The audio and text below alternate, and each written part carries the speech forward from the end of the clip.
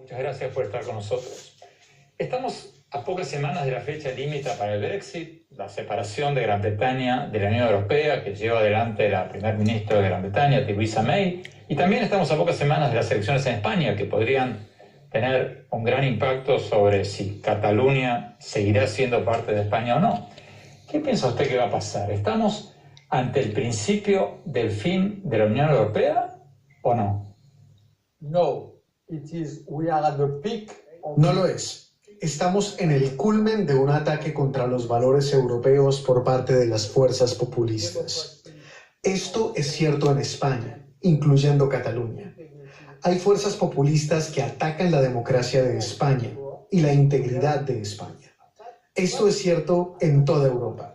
Se ven estos ataques, pero un ataque no significa una victoria. No creo que vayan a prevalecer.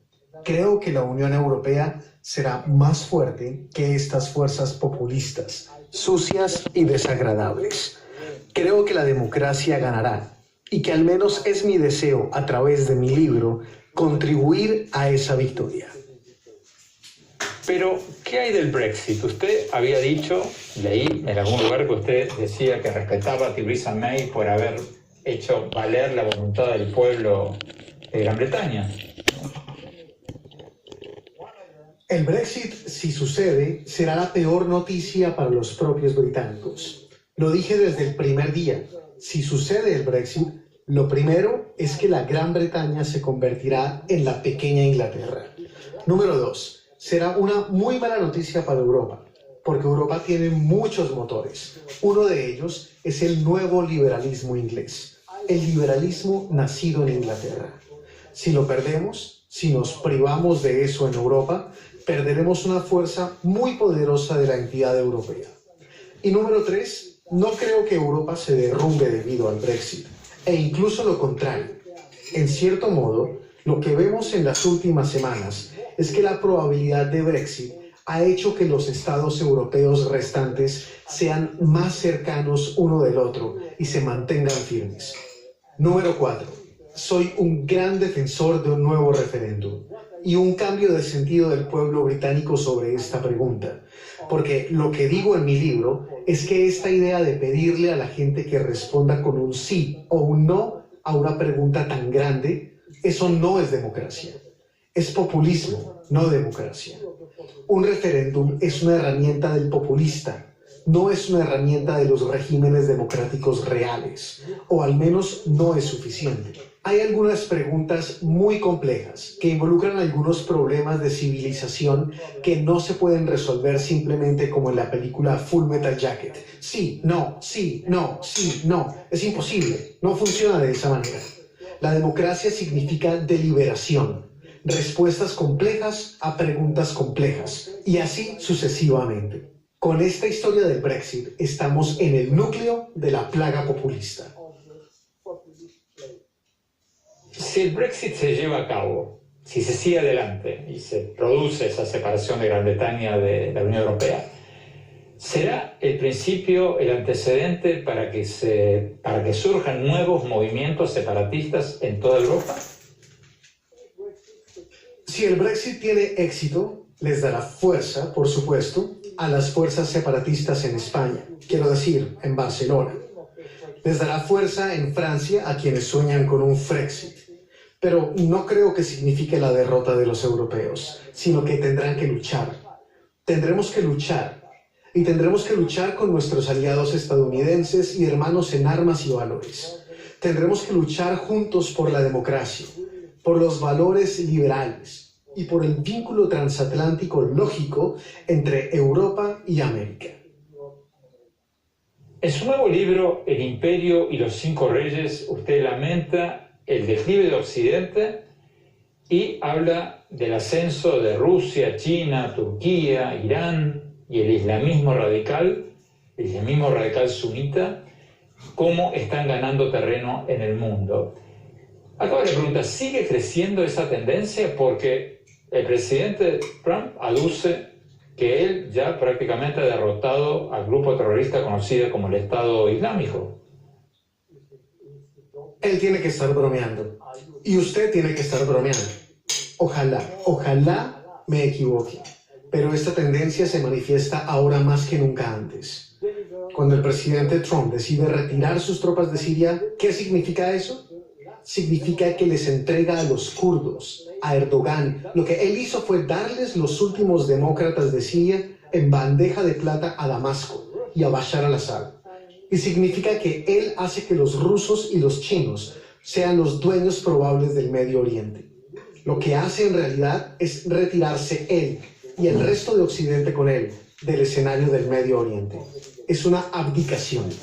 Y este es solo un ejemplo con las tropas estadounidenses en Siria, pero es uno de muchos. ¿Cómo describiría usted el nuevo orden mundial del que usted habla? ¿Quiénes son y quiénes van a ser los nuevos líderes mundiales? Los líderes del mundo serán los chinos. Ellos son los únicos. Hay dos contendientes, América y Europa por un lado, los 5 reyes en el otro lado, y en el centro tienes algunos campos de batalla. Un campo de guerra económica, de la guerra geopolítica, como países en Asia u otros países en África, y así sucesivamente. Quienes toman el control de este campo de batalla hoy en día son los chinos y los rusos, que son sus aliados.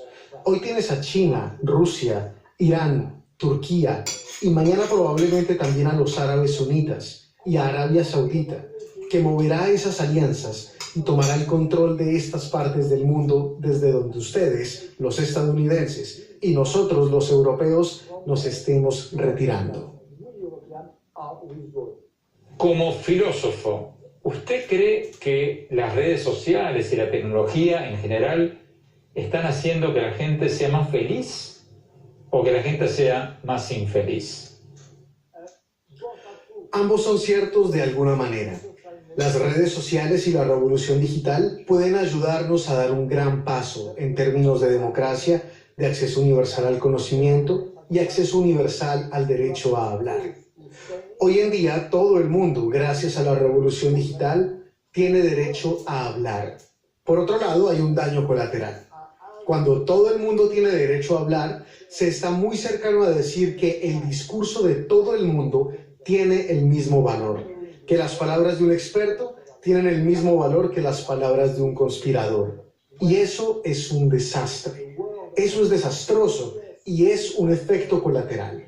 Estamos entrando en un mundo donde las palabras de los militantes del movimiento BDS, de boicot, desinversiones y sanciones a Israel, que es antisemitismo, tienen el mismo valor que las de mi querido amigo, el difunto Elie Wiesel, escritor y sobreviviente de los campos de concentración. Estamos entrando en ese mundo. Es terrible, pero es momento de arreglarlo.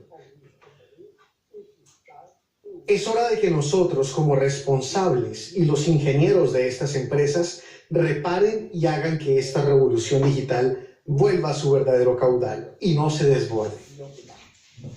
Pero, ¿cómo se puede lograr eso sin que lo acusen de ser un elitista o de querer censurar el derecho a opinar de cada persona?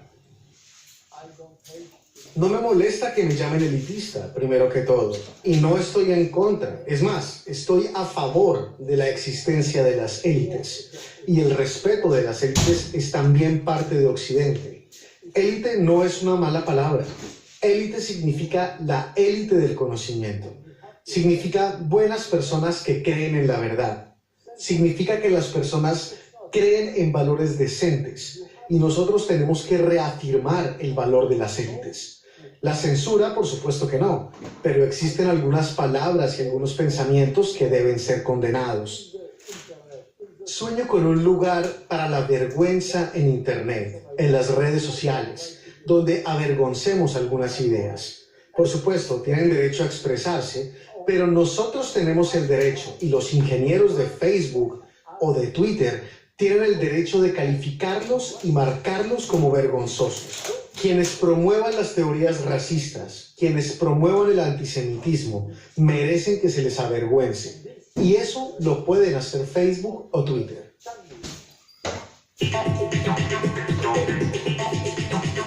Fascinante lo que acaba de decir Bernard-Henri Lévy, el filósofo, de que la falacia de las redes sociales es que vale lo mismo la palabra de un bromista o de un desinformador que la de un experto. y que eso es desastroso, que eso está distorsionando totalmente nuestro sistema de valores y nuestro sentido de justicia. Da para hacer todo un programa sobre este tema y lo vamos a hacer. ¿Nos están pidiendo un corte? Seguimos hablando cuando volvamos sobre si Europa tiene un futuro como tal o no. No se vayan, ya volvemos.